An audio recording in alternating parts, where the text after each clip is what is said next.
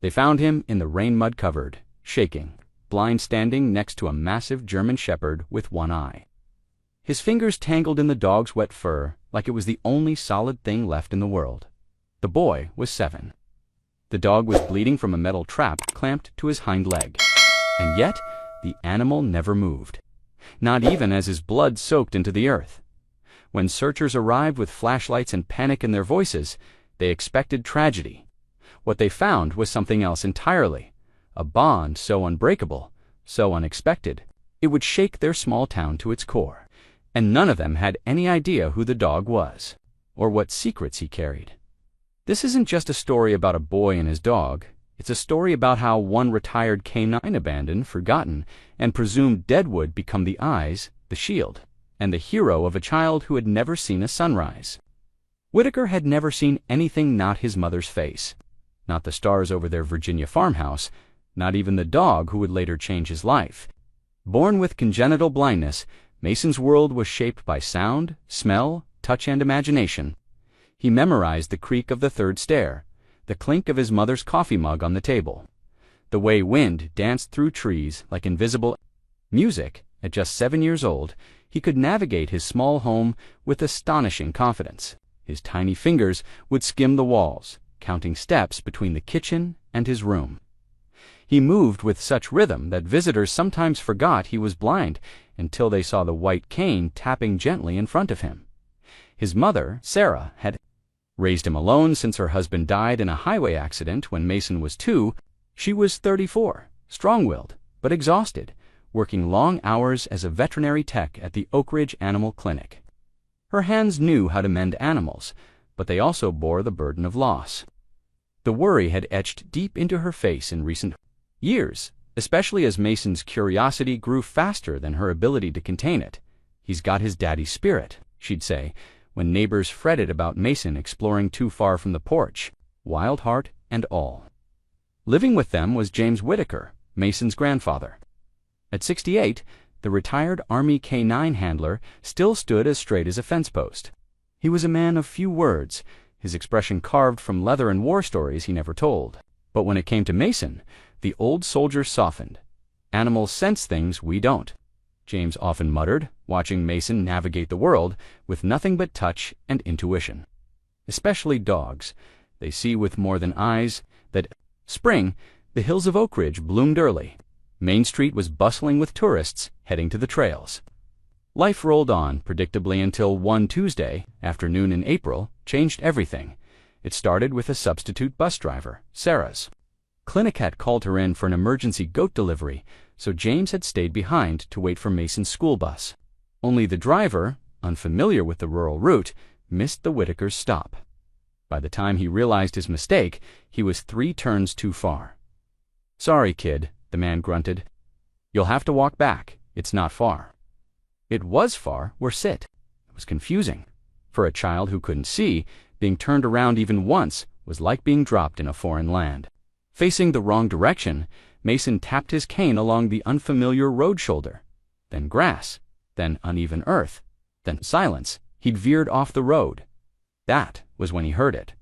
A low whine, a soft shuffle of feet in the brush. His breath caught. "Hello," he called out, his voice trembling. "Is someone there?" Something warm nudged his hand-a-wet nose, coarse fur. A large dog, its breathing steady, pressed its body beside him. "You lost too, boy," Mason whispered. The dog didn't bark. It simply tugged gently at Mason's jacket sleeve with its teeth just enough to urge, not frighten. Mason hesitated, then followed. One hand gripped the dog's thick fur, the other swept his cane in rhythm. The dog moved slowly, stopping when Mason stumbled, guiding him like it somehow knew the clearest route home. 30 minutes later, Mason heard the crunch of gravel beneath his feet. His driveway, the porch steps, the front door banged open. Sarah cried, sprinting out in her vet scrubs. She fell to her knees, scooping him into her arms. "Where were you?" they called. They said. "I got lost," Mason said calmly. "But the dog found me." She blinked. "What dog?" Mason turned toward the animal at his side. Only then did Sarah notice the massive German shepherd sitting calmly beside Hemmett's coat soaked, its right eye socket scarred and empty. "Oh my God, ... she whispered. James stepped out behind her. One look, and his entire body stiffened. "Where'd that dog come from?" "He saved me, Grandpa," Mason said softly, still clutching the dog's fur.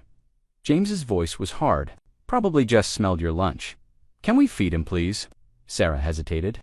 The dog looked rough underweight, battle-worn, but he sat with the discipline of a soldier.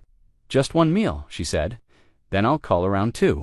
See who's missing a German Shepherd." But no one was. The next morning, Dr. Martinez at the clinic examined the dog.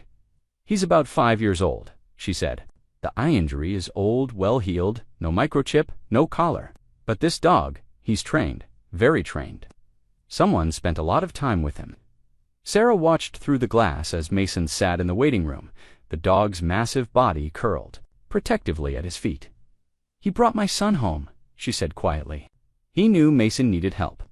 "Some dogs just know," Dr. Martinez replied, "especially shepherds. They're brilliant, sensitive."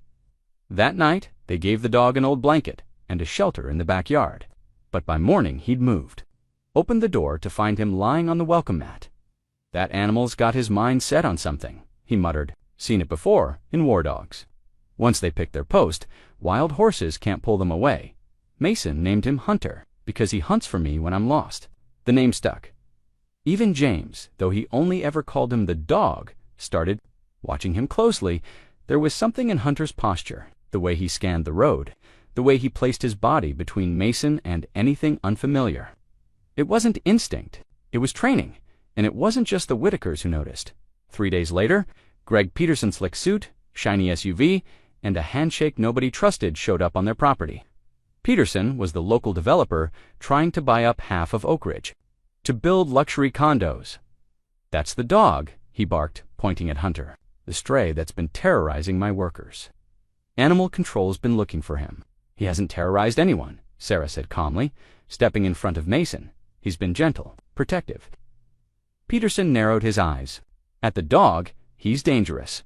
Look at that face. That's not a pet's a liability." Hunter didn't growl, didn't bark, but his ears stood alert, his single amber eye fixed on Peterson's every move. Mason, his hand resting on the dog's head, spoke up clearly. "His name is Hunter, and he's not a stray. He's mine." If this story has touched your heart, even just a little, don't forget to subscribe to Heroes for Animals. We bring you true emotional stories of animals who save lives, change destinies, and remind us what loyalty truly looks like. As Peterson left, James stepped closer to the dog and spoke to him for the first time. "You stirred up trouble, didn't you?" he muttered, eyes narrowing. "Question is, ... what kind?" But James had no idea just how deep the trouble went or how far back. Hunter's story reached because this wasn't just a lost dog, and something or someone was watching. In the days that followed, Mason and Hunter became inseparable. The big one-eyed German Shepherd seemed to shadow the boys every step always 3 feet behind, beside or in front, adjusting his pace instinctively to match Mason's rhythm. When Mason dropped his pencil at the dinner table, Hunter would nose it back into his hand. When the boy hesitated at a doorway, the dog nudged him gently forward. He didn't need commands. He just knew. It was uncanny, beautiful, and for some, in Oak Ridge, unsettling. "Dogs like that don't just show up," James muttered one morning over black coffee and eggs. "He's no backyard stray. That animal's been through something. I can see it in his stance." "You think?" "He's a former military dog." James didn't answer at first. He just stared out the kitchen window where Hunter sat motionless on the porch, his eye locked on the road. "I don't know, but I've seen that look before. Overseas, that dog isn't guarding our house, ... he's guarding Mason." At school, things weren't as smooth. Mason's classmates didn't understand blindness, and even fewer of them understood the quiet, intimidating German Shepherd waiting for him at the bottom of the steps every afternoon. When boy Trevor, Wilson made it a point to pick on Mason during recess. He wasn't cruel in a loud, obvious way. It was subtler. Words just sharp enough to cut. "Bet that freak dog bit someone's face off." He said one day, "My dad says dogs with one eye are more dangerous. I heard he killed someone in a dogfight." Mason said nothing. He just sat by the fence, running his fingers across the braille pages of his book. He wasn't a fighter. But inside, something began to harden. That afternoon, something happened. That changed James's opinion forever. It was Thursday. Sarah had picked up an extra shift at the clinic. James had dozed off in his recliner with the ball game on low, while Mason sat outside on the porch steps reading aloud from Charlotte's Web. Hunter lay next to him, ears twitching now and then, his body relaxed but alert. Then came the screech of tires. A beat-up red pickup tore around the curve far too fast. The driver, teenage boy with his face glued to his phone, never saw Mason. The truck swerved, tires kicking up gravel, and veered right onto the shoulder straight toward the front mailbox. Mason, hearing the engine, instinctively stood in a blur. Hunter surged forward, clamping his jaws on the back of Mason's shirt and yanking him down the steps, dragging the boy backward just as the mailbox exploded into pieces. The truck corrected course and sped off without stopping. James bolted through the door just in time to see Mason on the grass, whispered, heart-pounding. He knew that posture, that precision, that kind of timing. He knelt beside Mason. "You all right, buddy?" "I think so," Mason said, voice shaking. "I heard a crash. Did Hunter pull me?" James nodded, still watching the dog. He sure did. Just in time. That night, James told Sarah everything. "Sarah, that dog is no stray. The way he moved it was protection protocol. Like I trained in Afghanistan. I've seen bombs with less discipline." Sarah's face went pale. "What are you saying?" "I'm saying he's been trained, and not in some backyard obedience class. This is specialist-level stuff." Later, when Mason fell asleep on the rug with Hunter curled beside him, Sarah peeked into the room. The dog's good eye opened immediately, but he didn't growl or move. He simply stared. For the first time, James approached him slowly, crouching down. "Easy now," he murmured, palm extended. Hunter sniffed his fingers. "Well, I'll be damned." Sarah leaned over. "Try giving him a command," James whispered. "Say guard, see what happens." She hesitated. "Hunter, guard." The transformation was immediate. Head up, scanning the hallway with professional calm. "That's military," James said quietly, not even a question. The next morning, James made some calls to a friend at a retired canine handler group in Raleigh. Meanwhile, likely from the same injury that took his eye. She also found a faded tattoo inside his ear. "It matches the format used by military working dogs," she said softly. "So he belonged to someone," Sarah murmured. "Maybe not anymore," the vet replied. "If he was injured and retired, he could have been released for adoption." Mason had been quiet through the exam, but now he spoke. "Does that mean they'll take him away?" Dr. Martinez crouched down. "If Hunter isn't government property anymore, he can stay with you, but we'll need to find out more." As they left the clinic, Sarah's phone buzzed. "James, he's here again," he growled. "Peterson." Later that day, Sarah confronted him. "Is there a reason you're parked near my driveway?" Greg Peterson stepped out of his vehicle slowly, just enjoying the view. "Beautiful property. Be a shame if something happened to it." "Cut the games, Greg. What do you want with the dog?" "I want what's safe for the community." "You're harboring a dangerous animal, Sarah." "No, I'm protecting my son, and that dog saved him." Peterson's tone turned colder. "You don't know what that dog's done, but you do," she snapped. "How, exactly?" He opened his mouth, then closed it. Without another word, he got back in his SUV and drove off. James joined her on the porch. "That man's hiding something." "No doubt," Sarah said, "and it's got something to do with Hunter." The next day, James got a call back from his contact. There was a program, he said, called Sentinel, designed to train dogs for protection and emotional guidance for children with disabilities in dangerous regions.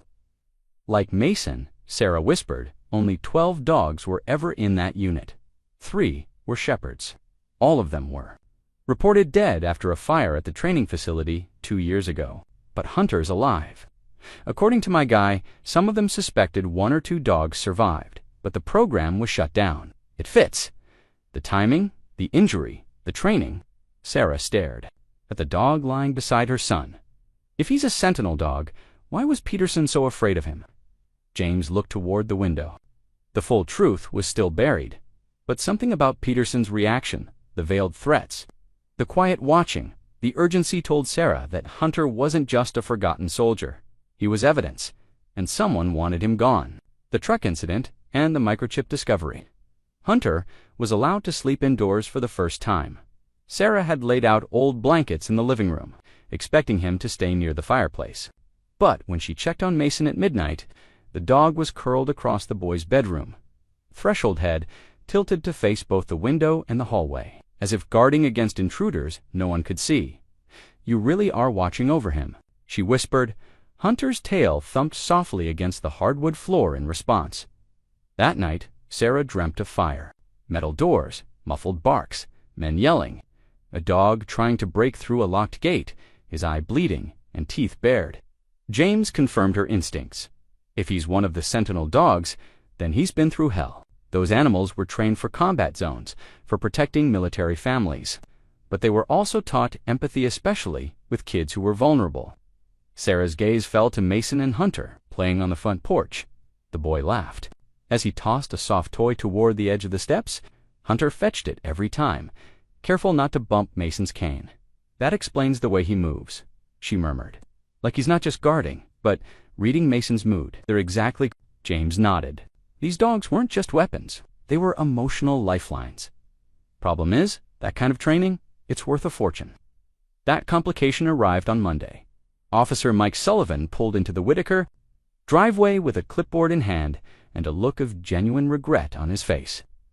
"Morning, Sarah," he said, adjusting his duty belt. "Hate to be the bearer of bad news." "Let me guess," she replied, already bracing herself. "Greg Peterson." Sullivan nodded. "Filed an official complaint about a dangerous animal on your property. I've got orders to bring the dog." In full evaluation, Sarah's jaw clenched. "Mike, that dog saved my son from a truck last week. His claims push me into a corner.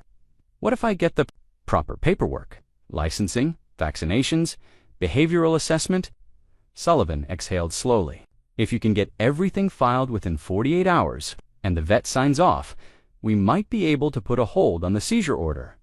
"I'll get it done," she promised. "But Mike, why is Peterson so obsessed with this dog?"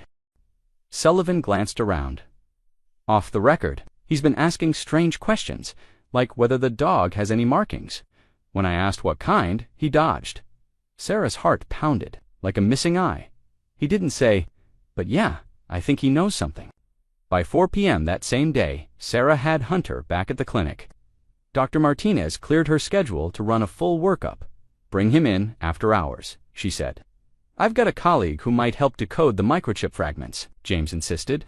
On coming to, in case he reacts to commands, he explained these sentinel dogs responded to specific military cues. Might help keep him calm during scans.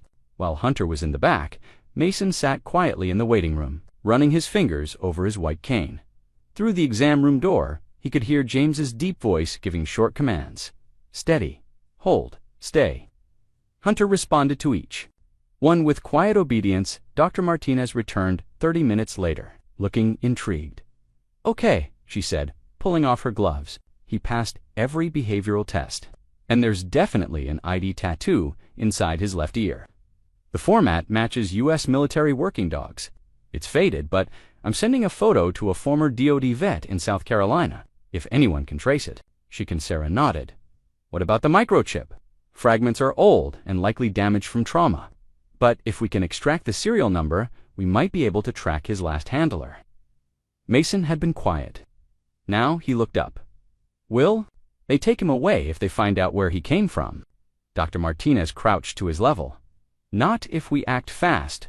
If Hunter was discharged from service especially due to injury, he could be adopted out legally. We just need to establish the timeline."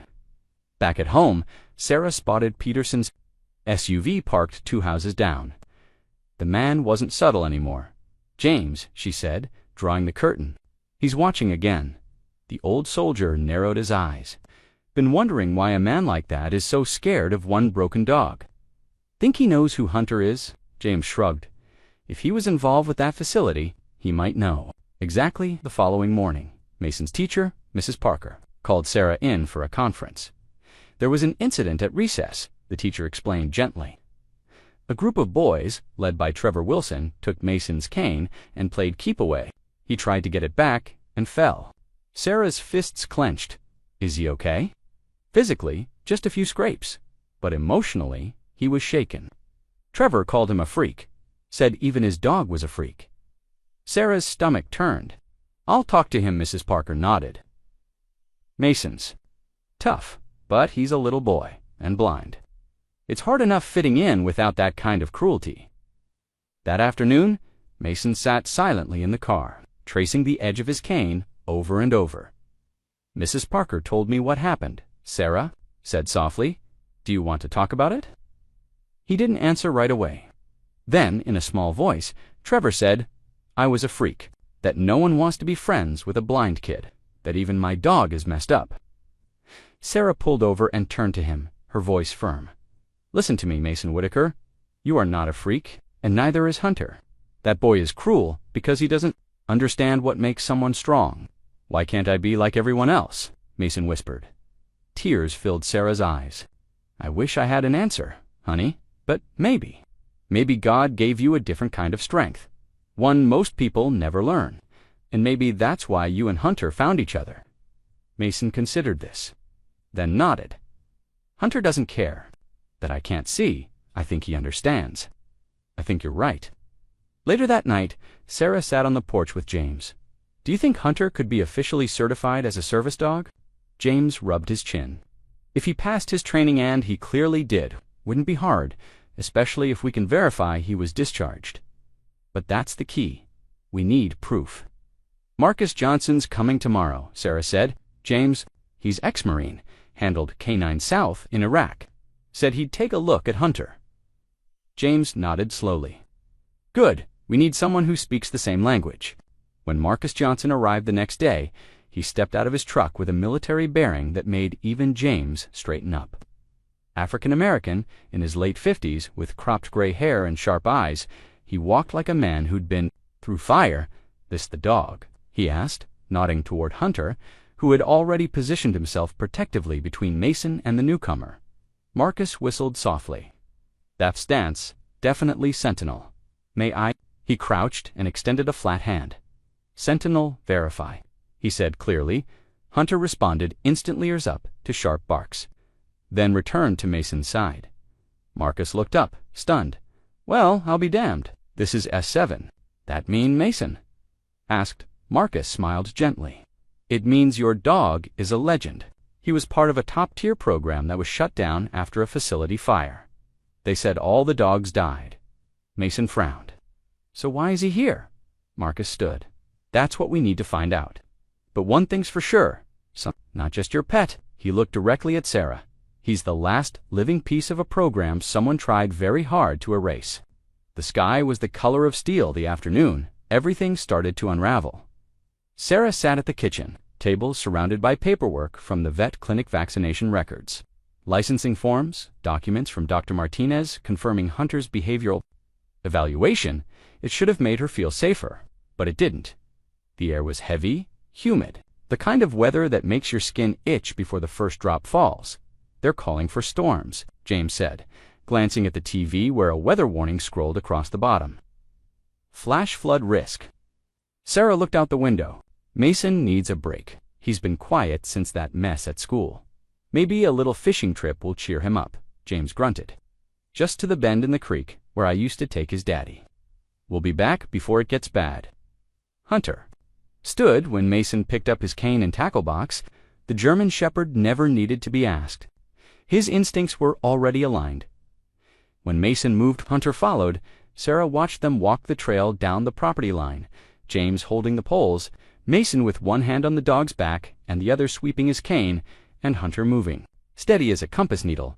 Something about the way the dog glanced back every few steps made Sarah's stomach twist. Back at the house, she poured herself a cup of lukewarm coffee and tried to focus on the licensing forms. She'd just picked up her pen when the phone rang. It was Marcus Johnson, voice tight. "Sarah, is Mason with you?" "No, he's with James." "Why?" "Peterson just left his house in a hurry, loaded something into his SUV, and headed toward the state forest." "I don't like it. The forest backs up to our land. I'm on my way. Don't panic, but I think we need to find your son." Fast, Sarah was already moving, grabbing her keys and emergency flashlight. Rain had started to fall in fat, sporadic drops. She ran down the trail, calling out, "James, Mason." "No," answered just the hush of wind in the trees and the first low rumble of thunder. She reached the usual fishing spot, a gentle bend in the creek, where a fallen tree served as a bench, but it was empty. The tackle box lay open, line tangled, like they'd left in a hurry. Her heart thudded. James. Then she saw it, a piece of bright blue fabric caught on a thorn bush. Mason's shirt. She followed a second path narrower, unmarked, leading deeper into the woods. At the same time, Marcus pulled into the driveway to find it empty. He was dialing Sarah's number when Officer Sullivan's cruiser rolled in. "Everything all right, Mr. Johnson?" the officer asked, tipping his hat against the rain. "Not really. Mason and James are out in the woods. Storm's coming, and Greg Peterson may be out there too." Sullivan's professional demeanor sharpened. "Peterson. What's he got to do with this?" "I think he knows more about that dog than he's saying."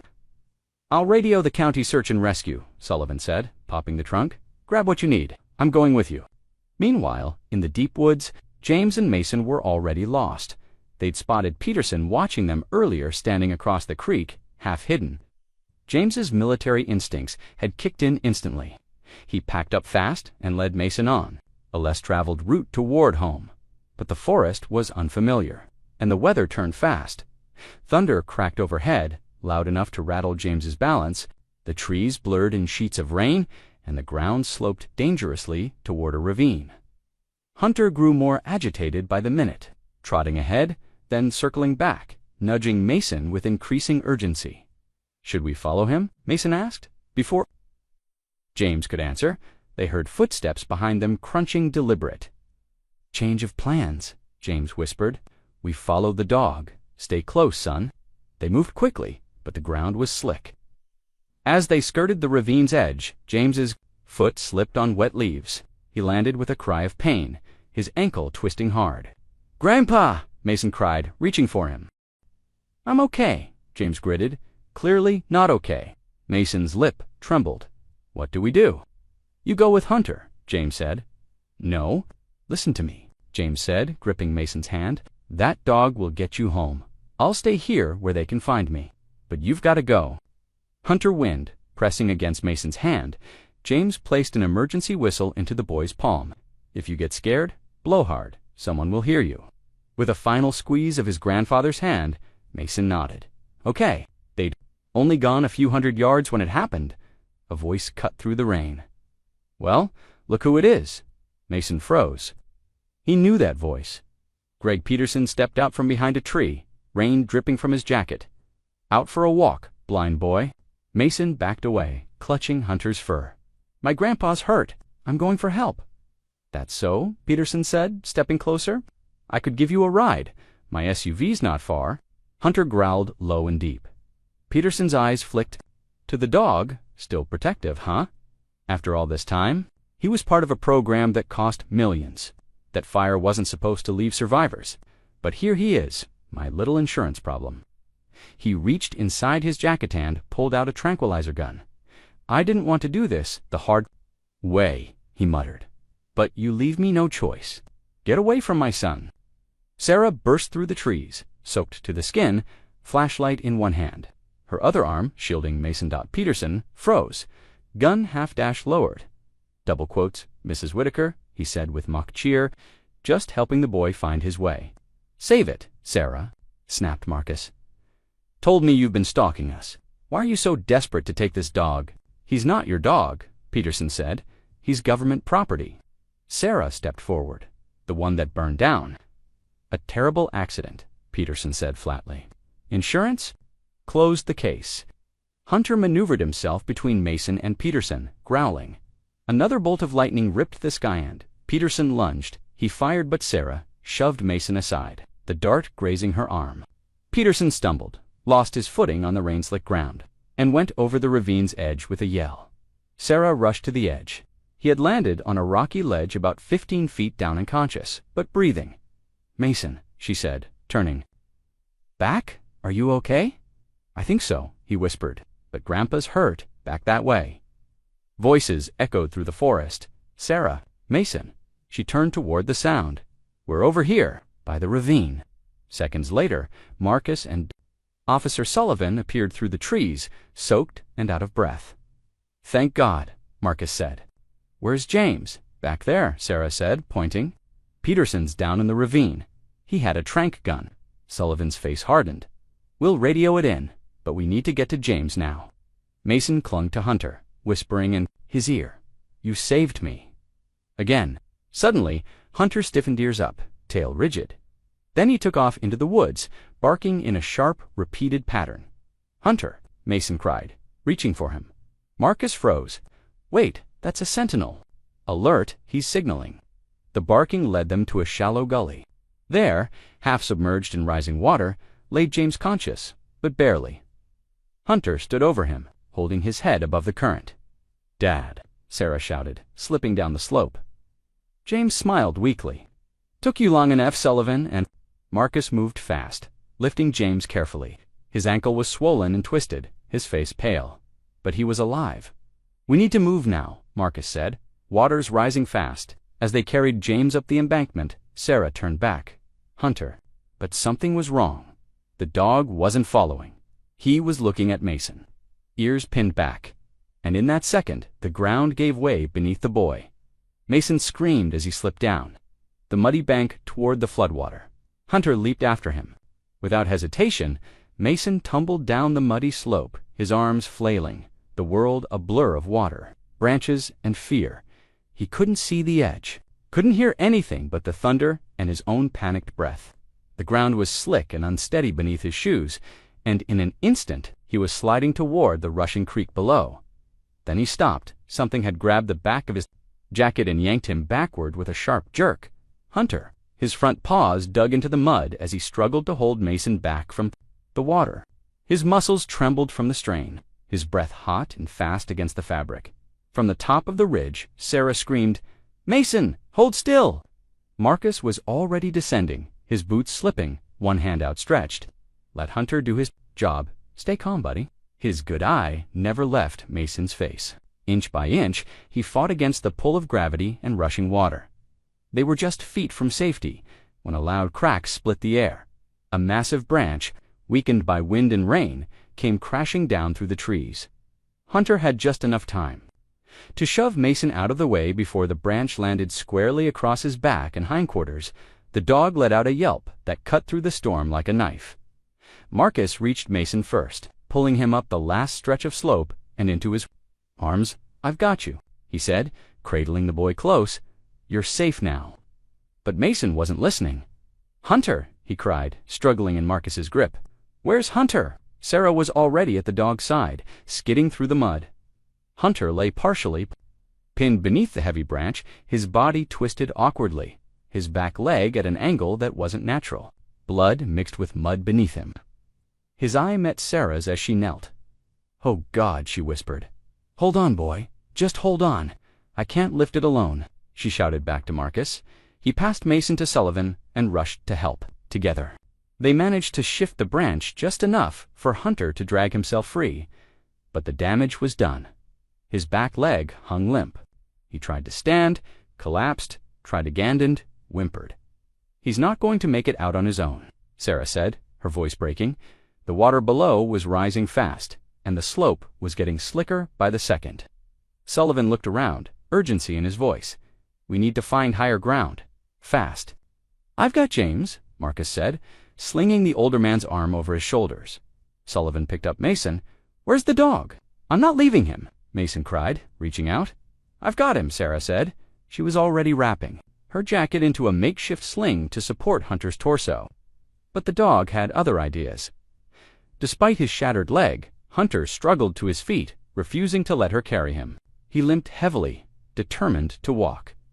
"You stubborn old thing," she muttered, half in awe.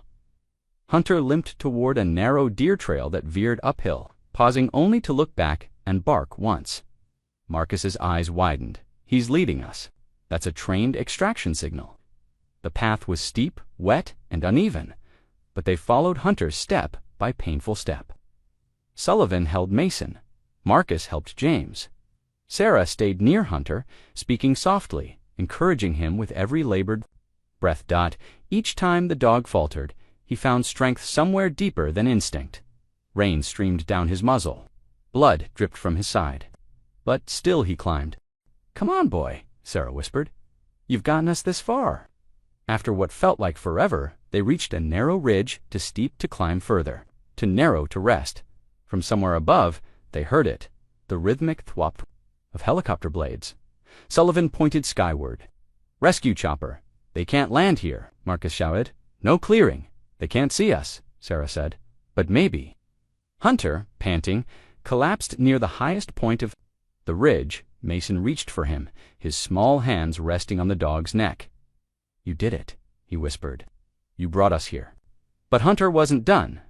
Summoning the last of his strength, he lifted his head and began barking 3 short, 3 long, 3 short. Morse code for SOS. Marcus's jaw dropped. That's Sentinel Distress Protocol. He's calling for extraction. The dog barked again, and again. His voice grew weaker, hoarser, but he wouldn't stop. The thudding of the helicopter grew louder. A spotlight flickered through the canopy above, then it hit them. A beam of light swept the ridge. Sullivan shouted, waving his flashlight. Hunter collapsed completely now, his eye fluttering closed, tail still thumping weakly against the ground. Mason crawled to him, arms wrapping around his massive neck. "You can rest now, boy," he whispered. "You don't have to be strong anymore." A rescue technician descended on a line, touching down with practiced precision. He scanned the scene and immediately called in backup. "We've got 2 critical elderly male, broken ankle. German. Shepherd, extensive trauma." "He goes up first." "No," Mason cried, clinging tighter. "Don't take him without me." Sarah gently peeled his hands away. "They need to help him now. Honey, we'll be right behind." Hunter was strapped into a rescue basket. As he was hoisted into the sky, his eye opened one last time, looking straight at Mason. Then he was gone. By the time Mason, James, and the others were airlifted out, the rain had slowed to a mist. Peterson had been recovered from the ravine hypothermic, concussed, but alive. The tranquilizer gun was recovered as evidence. He was cuffed and placed under police guard at the hospital. The town of Oak Ridge buzzed with whispers. Nobody had expected the kid who couldn't see and the one-eyed dog to survive that storm, let alone save each other. Hours later, Mason lay curled in a hospital blanket in the waiting room of Oak Ridge Memorial, his head on Sarah's lap. Across from them, James sat in a wheelchair, his leg in a cast. Marcus returned with 3 coffees. "Any news?" Sarah asked. "Just spoke with Dr. Martinez," he said quietly. "Shadows?" He stopped, corrected himself. "Hunters. In surgery now, his leg's too damaged. They'll have to amputate." Mason stirred. "Will he live?" Sarah hesitated. "He made it through the worst part, but it's still not certain. Can I see him when he wakes up?" "Yes, baby," she said, brushing his hair as soon as he's ready. They were allowed in just before dawn. Hunter lay on a padded table in the veterinary recovery room, hooked up to 4 fluids and heart monitors. His right hind leg was gone, wrapped in clean gauze. His chest rose and fell in shallow breaths. Mason approached first, guided by Sarah. His hand found Hunter's fur instantly. "Hey, boy," he whispered. "It's me. You were so brave. Now it's my turn to help you." Dr. Martinez smiled softly. "Talk to him. He knows your voice." Mason leaned close. "You're still my hero, even with 3 legs, even with 1 eye. You're still Hunter." Tail tapped once against the blanket. Sarah felt her throat tighten. "He heard you," she said. Just then, Officer Sullivan entered, expression tense. "We've got a situation," he said. "Peterson's awake, and he's talking." Sarah stood. "What's he saying?" "He's claiming the dog belongs to Meridian, defense military contractor. He's filing for seizure of government property." Mason clutched Hunter tighter. "They can't take him. They're sending someone over this morning," Sullivan added. "Legal inspection team." James wheeled closer to the group. "That man left me to die in a ravine. He doesn't get to decide anything." Marcus stood slowly, calm but firm. "Maybe we let them come. Maybe it's time the government sees what Hunter really is." The storm had passed, but the fight for Hunter's future had just begun. The government officials arrived. Just after 9 a.m. they were clean-cut, well-dressed men and women with Department of Defense credentials and hard eyes. The lead inspector, a serious-looking woman named Elaine Harper, wore a dark blue suit and introduced herself with polite firmness. "We're here to assess the situation regarding the German Shepherd known as Hunter. Based on the complaint filed, there may be legal grounds to recover him as military property." Sarah crossed her arms. "Hunter saved my son's life, twice. He's not property. He's family." Harper gave a sympathetic nod. "Mrs. Whitaker, I understand your emotions, but this dog may have been involved in a now-defunct military program. If so, we're obligated to conduct a full review." Marcus Johnson stepped forward, arms folded. "Then I suggest you look closely, because this dog isn't just a line item on some report. He's a veteran." He handed Harper a folder with photos, testimony, and Hunter's embedded tattoo codes. "Where did this come from?" "A friend inside the DoD archives," Marcus replied. Hunter's real designation was S7 to 117, part of the Sentinel program. That program was terminated in 2015 after a facility fire, Harper said, scanning the documents. "They claimed all dogs perished, but this dog survived. Then someone tried to cover it up." Sarah leaned in.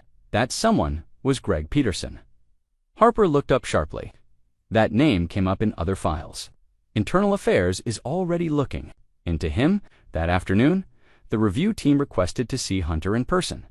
He was resting quietly in his recovery kennel, one leg bandaged, a small oxygen tube by his nose. When Mason entered the room, the dog's eye opened, and his tail thumped once weak, but steady. Harper knelt beside him. "He's injured. He's recovering," Mason said proudly.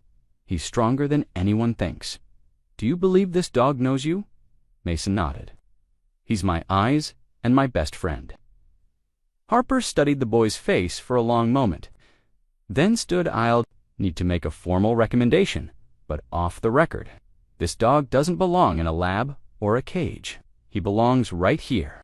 3 days later, a small ceremony was held on the Whitakers' front lawn. Officer Sullivan brought out the town's American flag. Dr. Martinez, wearing scrubs and a smile, stood beside Sarah and James. Mason waited in a fresh blue polo shirt, his cane tapping nervously at his side. A black SUV pulled into the driveway. Out stepped Elaine Harper this time, in a casual blazer, holding a folder marked classified, declassified for public. "Release." She approached the crowd and cleared her throat. "Ladies and gentlemen, I'm pleased to report that the Department of Defense has concluded its investigation into the canine formerly designated S7 to 117, now known as Hunter." She turned to Mason and knelt beside him. "It's my honor to inform you that Hunter has been granted honorary discharge status, with full recognition as a retired military service dog. Effective immediately, he is released from all claims of government ownership and may be officially adopted by your family." Mason's face lit up. Harper continued. "Furthermore, due to his actions in protecting a minor, locating an injured civilian, and signaling for rescue, Hunter will receive a Medal of Valor for Canine Service, one of only 12 ever awarded in U.S. history." Cheers erupted. James saluted. Sarah wiped away tears. Mason held Hunter's leash tight in one hand and the metal box in the other. "I knew you were special," he whispered. Later, as the sun dipped low and the lawn cleared out, Marcus joined Sarah and James on the porch. "That boy and that dog," he said quietly, shaking his head. "They saved each other." Sarah sipped her lemonade. "I don't think we'll ever be the same after this." James chuckled. "Good. We needed a little shaking up." Just then Mason came outside with Hunter now, fitted with a sleek prosthetic for his missing leg. He moved slowly but with pride, like a soldier who knew his battle had been worth it. Hunter stopped near the porch and sat ears up, one eye on the horizon. Mason turned to his mom. "Can I ask you something?" "Of course. Do you think Hunter can come to school with me now? Maybe as my guide dog?" Sarah smiled. "We'll call the district, but after what he's done, I doubt anyone will say no." The first day back at school was unforgettable. Mrs. Parker had arranged for a quiet entrance, but the moment Mason walked through the doors with Hunter beside him, tail-high prosthetic, clicking softly, every child turned to look.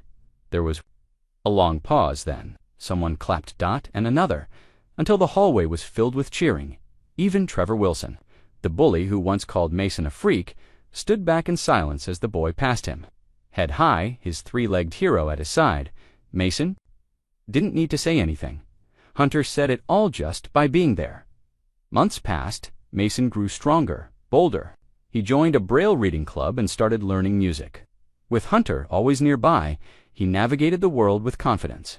Hunter, now fully healed, took on his new role with quiet dignity. Though his days of chasing intruders or fighting storms were behind him, he never stopped watching, always alert, always ready, and every night, without fail, he slept across Mason's doorway, just in case. One evening, as fall settled in and the air turned crisp, Mason and Sarah sat on the back porch, wrapped in a blanket. Hunter lay nearby, his head on his paws. "Mama," Mason asked softly, "do you think dogs go to heaven?" Sarah smiled. "I do, even military dogs, especially military dogs." Mason thought about that. "I think if they do, then they get to see the people they helped, all the way from up there." Sarah brushed a curl from his forehead. "And maybe, just maybe, they still protect them from above." Mason smiled and leaned his head against her shoulder. "I hope that's true." Thank you so much for following the incredible journey of Mason and Hunter. If this story touched your heart, please consider subscribing to our channel, Heroes for Animals, for more real and inspiring stories of courage, love, and second chances. Now we want to hear from you. Do you believe animals can sense the people who need them the most? Let us know your thoughts in the comments below. We read every one. Until next time, stay kind, stay brave, and never underestimate the power of a dog's love.